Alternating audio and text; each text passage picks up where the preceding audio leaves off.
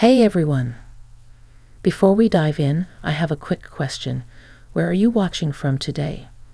Are you tuning in from New York, Chicago, Los Angeles, or somewhere a bit quieter, like Vermont or Maine? I love hearing about all the different places our viewers come from, so drop a comment below. And if you enjoy stories that take you on a journey of emotions, connections, and a little unexpected twist, please consider subscribing to the channel and giving this video a like. It really helps us keep sharing these stories with you. Now, let me take you back to a day that started like any other, but ended up lingering in my mind in ways I never expected. I had just left my university lecture, the autumn air brushing cool against my face, leaves crunching underfoot as students hurried past me. The campus was buzzing with that familiar, chaotic energy. Students juggling coffee cups, backpacks, and hurried conversations. I was walking toward the edge of the quad, my mind still half occupied with the lecture notes I had been scribbling, when I noticed someone standing by the gate, looking a little out of place. He was someone I recognized immediately, my boss's son. I had met him a few times at company events, always polite, but today there was something different in the way he carried himself. He wasn't just waiting. He seemed like he had something important to say. My pace slowed without me realizing it. "Hi," he called softly, his voice catching me off guard. "Hello," I replied, a little hesitant. He didn't rush or fumble, which made the moment feel heavier somehow. He studied me with an expression that was thoughtful, maybe even a little uncertain. It wasn't flustered. It was deliberate, as if he had been rehearsing this encounter for days. "I've been meaning to talk to you," he said finally. His words were heavy, yes, but not in a threatening way, more like they carried weight because they were sincere. I found myself nodding, curious despite a flutter of apprehension. We started walking together, almost in silence at first, the kind of silence that feels comfortable rather than awkward. The campus was beginning to empty, the sun dipping lower in the sky, casting long shadows across the brick paths. The air smelled faintly of dried leaves and the faint tang of evening dew. "I know this might sound strange," he continued, "but I've always respected the way you handle things. How you listen and understand people, even when it's not easy. I wanted you to know that." The words hit me differently than I expected. It wasn't flattery. It was genuine recognition. I felt a warmth spread through me, a mix of surprise and gratitude. No one had ever said that to me before, not with such quiet honesty. We paused by a bench near the fountain, watching the water shimmer in the fading light. He turned toward me, a faint smile touching his lips, and I realized this wasn't just a casual encounter. It was a rare moment where two people could be seen, truly seen, by each other. "I didn't know how to bring this up in person," he admitted, "so I thought maybe here would be okay." I nodded again, not because I had the right words, but because I understood. Sometimes words weren't necessary. Acknowledgement was enough. And in that quiet corner of the campus, with leaves rustling around us, I felt a subtle shift, a connection, fragile yet undeniable, forming between us. That brief encounter left me thinking about things I hadn't expected to think about that day. About the weight of words, the importance of being recognized, and how sometimes the most ordinary days could hold moments that stay with you far longer than you anticipate. After that day by the fountain, I couldn't shake the conversation from my mind. The campus felt different now. Even the same brick paths seemed to carry a quiet significance. I found myself glancing toward the spots where we had paused, almost hoping for another encounter, though part of me knew that wasn't realistic. A few days later, I saw him again, this time outside the university library. He was waiting near the entrance, leaning casually against a column, a book in his hand, though he didn't seem to be reading. When our eyes met, A small, knowing smile formed on his face, and my heart gave an unexpected little jump. "Mind if I join you for a walk?" he asked. "Of course," I replied, feeling a familiar flutter of The crisp air carried the scent of recently fallen leaves and the faint aroma of coffee from a nearby cafe. We didn't rush to fill the silence. Instead, it was comfortable, almost reflective. I realized that the more I got to know him, even in these small slices of time, the more I noticed the subtleties, the way his hands moved when he spoke, the way his gaze lingered on things as if he were noticing details about what I said the other day. He began, his tone careful, measured. "I wanted to make sure I didn't come across as awkward or pushy. That was the last thing I wanted." "You weren't," I said quickly, and I meant it. "You were honest, and that matters more than you might realize." He smiled again, but it was softer this time, almost relieved. "I'm glad you think so. Because honestly, I've admired you for a long time. Not in a cat for a long time. Not in a cat and you better, even just a little." His words caught me off guard, not because they were romantic, but because they were sincere and thoughtful. There was no pressure, no expectation, just a quiet honesty that felt rare. I realized I was feeling something unexpected too. A deep sense of connection, an appreciation for someone who saw me without pretense. We walked toward a small, tree-lined courtyard, the sunlight filtering through the branches, casting a warm golden glow. It was peaceful, almost like the world had slowed down just for us. We talked about our families, our work, and even trivial things like the books we had recently read.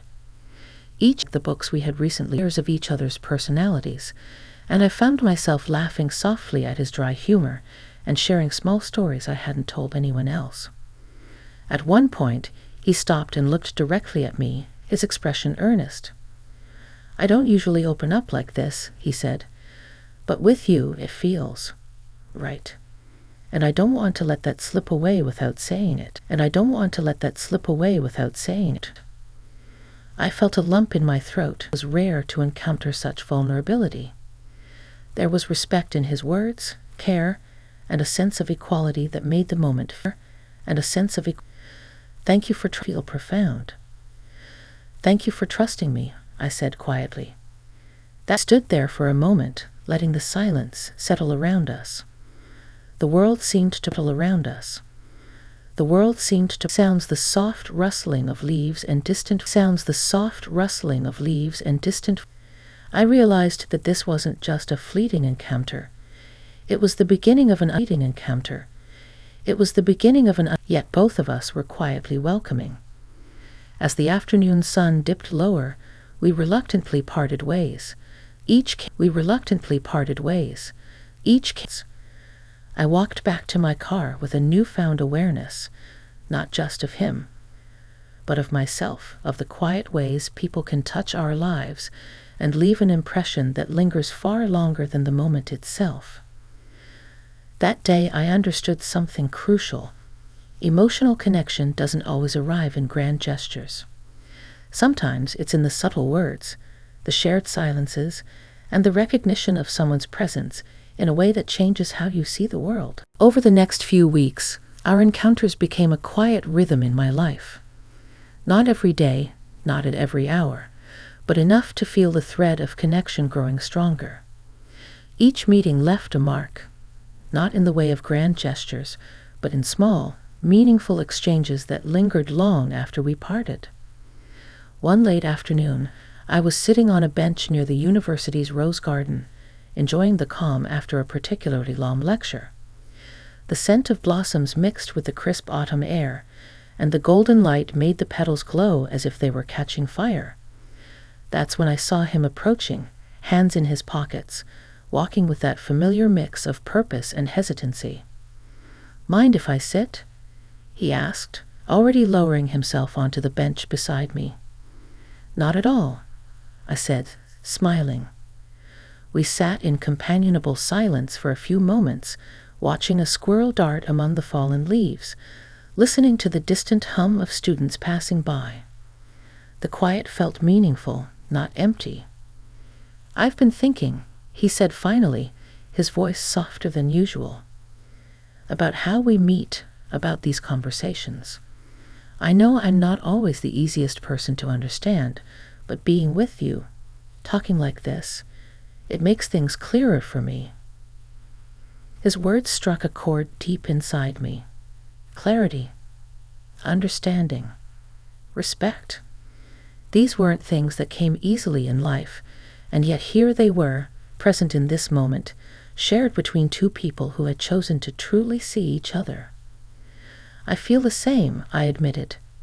"It's rare to meet someone and feel noticed. Not just noticed on the surface, but really seen. And that's what this is."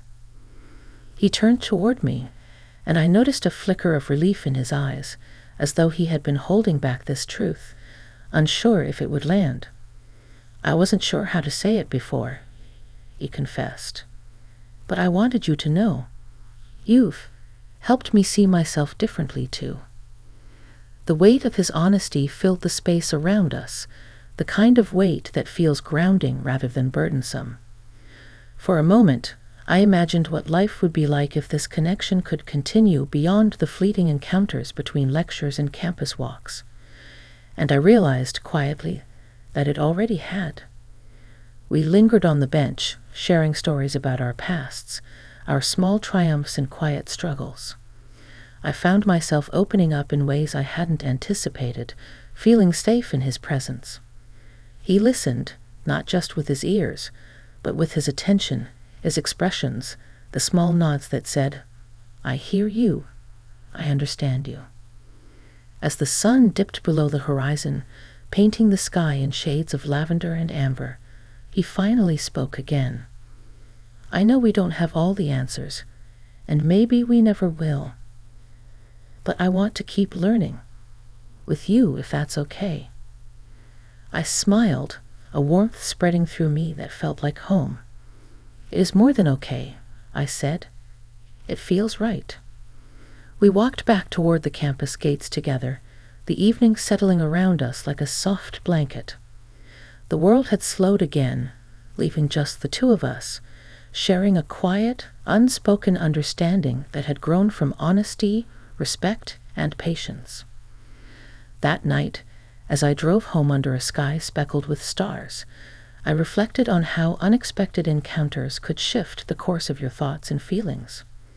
Meeting him, listening to him, feeling seen by him, it was a reminder that life has a way of presenting meaningful connections when you least expect them. And sometimes the most profound moments are the ones that don't shout, but whisper.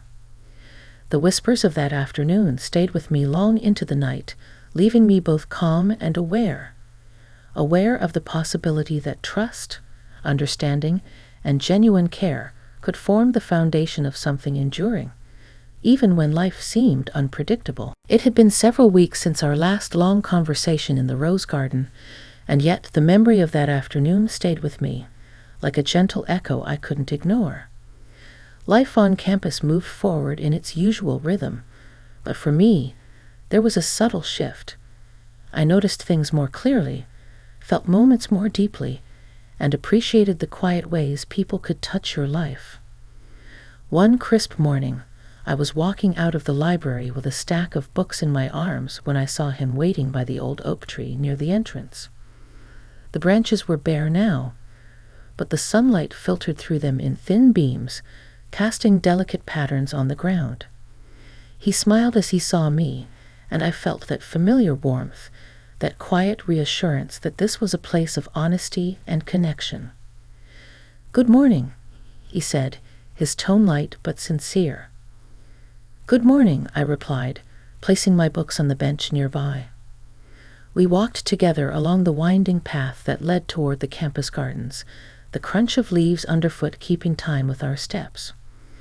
The air was brisk, carrying the faint scent of pine and earth, and the early sunlight made everything seem sharper, clearer, as if the world had been washed anew. "I've been thinking a lot," he began, glancing at me with a kind of quiet intensity, "about what we've shared and how rare it is to find someone who listens without judgment, someone who sees you truly." His words weren't new, but they carried weight now that came from experience, from reflection. I looked at him and realized how much I had come to value these moments, the depth of our understanding, and the trust that had grown between us. "I feel the same way," I said. "It's not often that you meet someone and feel completely understood.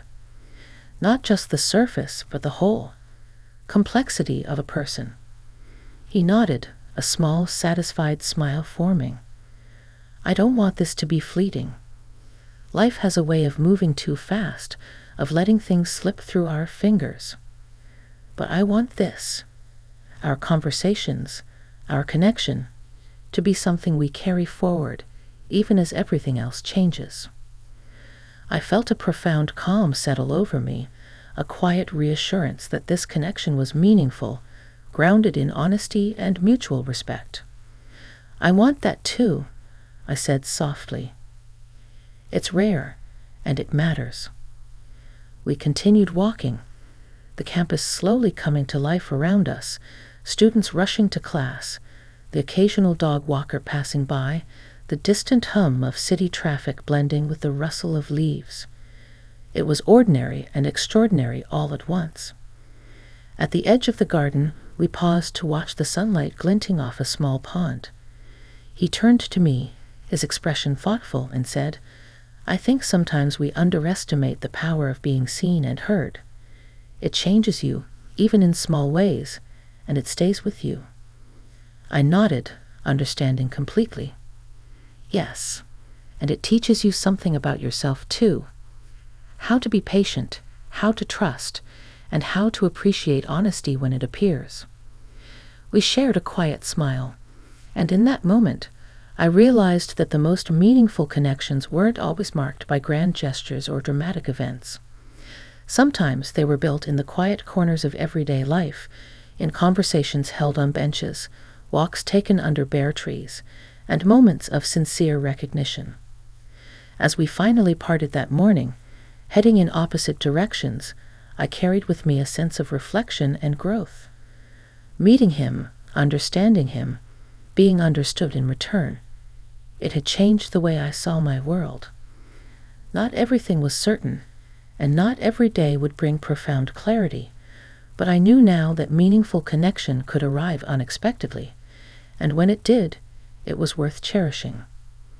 And as I walked away, the light catching on the edges of the leaves, I smiled to myself, grateful for the weight of his words, the kindness of his presence, and the quiet, enduring bond that had grown between us.